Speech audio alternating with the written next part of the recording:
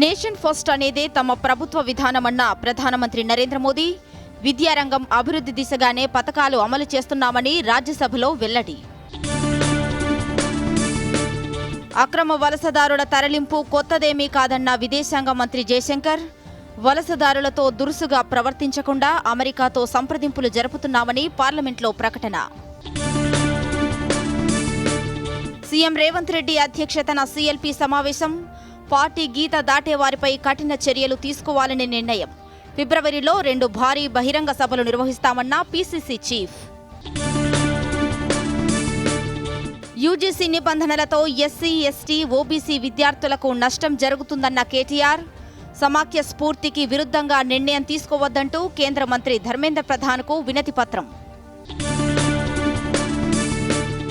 విశ్వవిద్యాలయాల్లో నియామకాలు, పదోన్నతులపై సూచనల స్వీకరణకు గడువు పెంచిన యూజీసీ, మరికొంత సమయం ఇవ్వాలన్న విజ్ఞప్తుల మేరకు గడువు పెంచామన్న యూజీసీ కార్యదర్శి మనీష్ జోషి.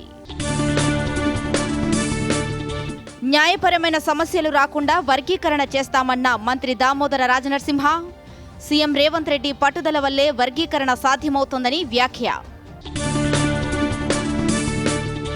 నాగ్పూర్ వన్డేలో ఇంగ్లాండ్పై భారత్ ఘన విజయం.